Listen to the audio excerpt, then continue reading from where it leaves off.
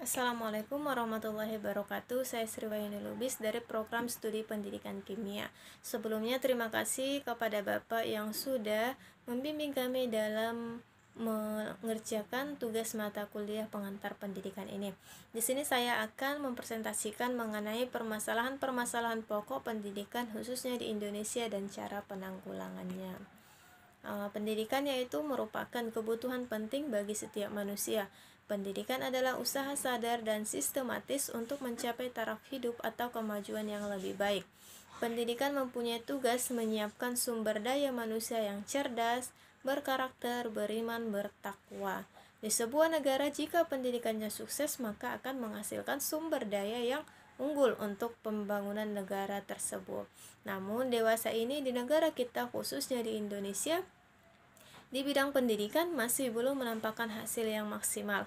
Hal ini dikarenakan pendidikan selalu menghadapi masalah, misalnya selalu terdapat kesenjangan antara apa yang diharapkan dengan hasil yang dapat dicapai dari proses pendidikan itu sendiri. Pada dasarnya itu ada dua masalah pokok yang dihadapi oleh dunia pendidikan, yaitu bagaimana semua warga negara dapat menikmati kesempatan pendidikan dan bagaimana pendidikan dapat membekali peserta didik dengan keterampilan kerja yang mantap untuk dapat terjun ke dalam kancah kehidupan bermasyarakat. Pengertian pendidikan yaitu yang pertama menurut Ki Hajar Dewantara, pendidikan yaitu tuntunan dalam hidup tumbuhnya anak-anak yang bermaksud menuntun segala kekuatan kodrati pada anak-anak itu supaya mereka sebagai manusia dan anggota masyarakat mampu menggapai keselamatan dan kebahagiaan yang setinggi-tingginya. Yang kedua yaitu menurut Plato, pendidikan adalah proses yang dilakukan seumur hidup yang dimulai dari seseorang lahir hingga kematiannya, yang membuat seseorang bersemangat dan dalam mewujudkan warga negara yang ideal dan mengajarkannya bagaimana cara memimpin dan mematuhi yang benar. Yang ketiga, menurut Comenius, yaitu pendidikan adalah proses di mana individu mengembangkan kualitasnya terhadap agama, ilmu pengetahuan, dan moralnya yang membuat mampu mengklaim dirinya sebagai manusia. Oleh karena itu dapat disimpulkan pendidikan ini mengarahkan untuk suatu perubahan terhadap seseorang untuk menjadi lebih baik lagi.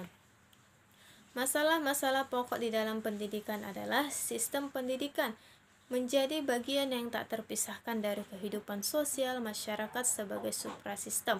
Pembangunan sistem pendidikan tidak mempunyai arti apa-apa jika tidak sinkron dengan pembangunan nasional.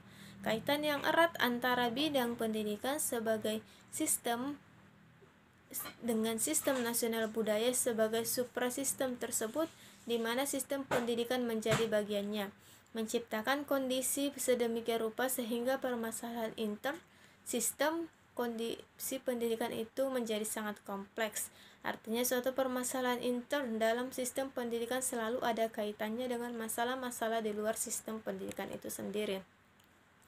Pada dasarnya ada dua masalah pokok dalam dunia pendidikan di tanah air kita, yaitu bagaimana semua warga negara dapat menikmati kesempatan pendidikan dan bagaimana pendidikan dapat membekali peserta didik dengan keterampilan kerja yang mantap untuk dapat terjun ke dalam kancah kehidupan bermasyarakat. Dari kedua masalah pokok tersebut, yang pertama yaitu mengenai masalah pemerataan pendidikan dan masalah yang kedua itu mencangkut masalah mutu, relevansi, dan efisiensi pendidikan. Empat masalah pokok tersebut, yang pertama tadi adalah masalah pemerataan pendidikan dalam rangka memajukan bangsa dan kebudayaan nasional serta melaksanakan fungsi dalam mencetak sumber daya manusia yang berkualitas demi pembangunan, maka perlu ditekankan bahwa pendidikan di Indonesia harus mampu menerapkan pendidikan yang merata. Adapun yang dimaksud pendidikan merata adalah pelaksanaan program pendidikan yang dapat menyediakan kesempatan seluas-luasnya bagi seluruh warga negara Indonesia untuk dapat memperoleh pendidikan atau biasa disebut perluasan kesempatan belajar. Di sini bukan hanya siswa yang tinggal di daerah kota saja, tetapi juga yang berada di daerah pedesaan. Yang kedua adalah masalah mutu pendidikan. Mutu diartikan sama halnya dengan memiliki kualitas dan bobot. Pendidikan yang bermutu yaitu pelaksanaan pendidikan yang dapat menghasilkan tenaga profesional yang berkualitas sesuai dengan kebutuhan negara dan bangsa saat ini. Di dunia pendidikan, mutu pendidikan menjadi sorotan karena sangat berperan besar dalam menentukan kualitas sumber daya manusia yang telah tercetak melalui pendidikan. Pendidikan mutu ini diarahkan kepada pendidikan mutu masukan dan lulusan, proses guru, sarana dan prasarana, dan anggaran yang digunakan untuk menjalankan pendidikan. Yang ketiga adalah masalah efisiensi, yaitu adalah bagaimana suatu pendidikan menggunakan sumber daya yang ada untuk mencapai tujuannya. Ini dikatakan adalah dengan tepat sasarannya. Beberapa masalah efisiensi yaitu adalah bagaimana tenaga pendidikan difungsikan, bagaimana prasarana dan sarana pendidikan digunakan, bagaimana pendidikan diselenggarakan, dan masalah efisiensi dalam memfungsikan tenaga, apakah sudah tepat sasaran atau belum. Masalah relevansi adalah masalah yang timbul karena tidak sesuainya sistem pendidikan dengan keperluan pembangunan nasional. Masalah ini berkaitan dengan rasio antara tamatan yang dihasilkan satuan pendidikan dengan yang diharapkan satuan pendidikan di atasnya atau intudisi yang membutuhkan tenaga kerja baik secara kuantitatif maupun kualitatif. Masalah relevansi terlihat dari banyaknya lulusan dari satuan pendidikan tertentu yang tidak siap secara kemampuan kognitif dan teknikal untuk melanjutkan ke satuan pendidikan di atasnya. Masalah ini sekarang sangat banyak kita temui. Dan masalah relevansi juga dapat diketahui dari banyaknya lulusan dari satuan pendidikan tertentu, yaitu sekolah kejuruan dan pendidikan tinggi yang belum atau bahkan tidak siap untuk bekerja, yaitu tidak sesuainya atau kurangnya kemampuan dengan yang diharapkan di dunia kerja kita pada saat ini. Adapun masalah-masalah pokok pendidikan, yaitu solusinya adalah yang pertama adalah solusi masalah pemerataan pendidikan, yaitu terdapat dua cara, yaitu secara konvensional dan inovatif. Yang pertama adalah konvensional, yaitu dengan membangun gedung sekolah seperti SD Inpres atau ruangan belajar. Ini dari dulu sudah dibuat oleh pemerintah. Yang kedua adalah menggunakan gedung untuk double shift, yaitu untuk bisa siswa belajar pagi dan di sore hari. Yang kedua adalah yaitu tadi cara inovatif, yaitu yang pertama dengan cara ini adalah sistem pamong, yaitu adalah sistem tersebut yang dirintis di Solo dan diseminasikan ke beberapa provinsi. Yang kedua adalah SD kecil pada daerah terpencil, yaitu pembangunan SD. Yang ketiga adalah sistem guru kunjung, adanya guru yang diutus untuk ke sekolah tersebut. Yang keempat adalah sistem terbuka, SMP terbuka. Yang kelima adalah kejar paket A dan B. Ini adalah kegiatan pendidikan non formal yang ingin mengambil paket A dan B pada suatu ujian tertentu. Yang keenam adalah belajar jarak jauh seperti universitas terbuka yang saat ini sudah banyak kita temui. Yang kedua adalah untuk solusi masalah mutu pendidikan. Meskipun untuk tiap-tiap jenis dan jenjang pendidikan masing-masing memiliki kekhususan, namun pada dasarnya pemecahan masalah mutu pendidikan bersasaran pada perbaikan kualitas, ya, berarti komponen pendidikan serta mobilitas komponen-komponen tersebut. Ini lebih kepada kualitasnya.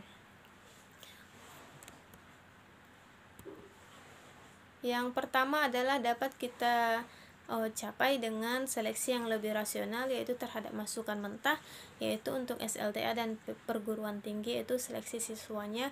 Yang kedua adalah pengembangan kemampuan tenaga pendidikan melalui studi lanjut. Yang ketiga penyempurnaan kurikulum, di mana kurikulum yang kita gunakan saat ini adalah sudah kurikulum 2013. Yang keempat adalah pengembangan prasarana yang menciptakan lingkungan yang tentram untuk belajar, karena ini juga sangat menunjang si siswa untuk lebih nyaman dalam proses belajarnya. Yang kelima adalah penyempurnaan sarana belajar seperti buku paket, media pembelajaran, karena ini meningkatkan pengetahuan siswa sebagai bahan yang ia perlukan. Yang keenam adalah peningkatan administrasi manajemen, khususnya mengenai anggaran. Yang ketujuh adalah kegiatan pengendalian mutu. Dari keempat masalah pendidikan tersebut, dapat dikatakan jika pendidikan dapat teratasi jika pendidikan dapat meningkatkan kesempatan pemerataan belajar. Artinya semua warga negara yang butuh pendidikan dapat ditampung dalam suatu satuan pendidikan. Yang kedua, dapat mencapai hasil yang bermutu, artinya perencanaan, pemroses pendidikan dapat mencapai hasil sesuai dengan tujuan yang telah dirumuskan. Yang ketiga adalah dapat dikatakan efisien, yaitu artinya pemrosesan pendidikan sesuai dengan rancangan dan tujuan yang ditulis dalam rancangan. Yang keempat, produknya yang bermutu disebut relevan, artinya hasil pendidikan sesuai dengan kebutuhan masyarakat dan pembangunan. Adapun kesimpulan dari presentasi saya adalah pendidikan adalah usaha sadar dan sistematis untuk mencapai taraf hidup atau kemajuan yang lebih baik. Di Indonesia sekarang menganut sistem pendidikan nasional. Beberapa sistem pendidikan Indonesia yang telah dilaksanakan diantaranya adalah sistem pendidikan yang berorientasi pada nilai, sistem pendidikan terbuka, sistem pendidikan beragam, dan sistem pendidikan yang efisien dalam pengelolaan waktu, sistem pendidikan yang disesuaikan dengan perubahan zaman. Pada dasarnya tadi ada dua masalah pokok yang dihadapi oleh dunia pendidikan di Indonesia, yaitu mengenai bagaimana pengupayaan agar semua warga negara dapat menikmati kesempatan pendidikan, serta pendidikan dapat membekali peserta didik dengan keterampilan kerja yang mantap. Untuk dapat terjun ke dalam kancah kehidupan bermasyarakat. Adapun jenis-jenis permasalahan pokok pendidikan yang diprioritaskan penanggulangannya di Indonesia yaitu masalah pemerataan pendidikan, masalah mutu pendidikan, masalah efisiensi pendidikan, dan masalah relevansi pendidikan. Dan solusinya tadi sudah ada di dalam presentasi ini. Demikianlah presentasi dari saya. Mohon maaf untuk segala kekurangan dan kesalahan. Assalamualaikum warahmatullahi wabarakatuh.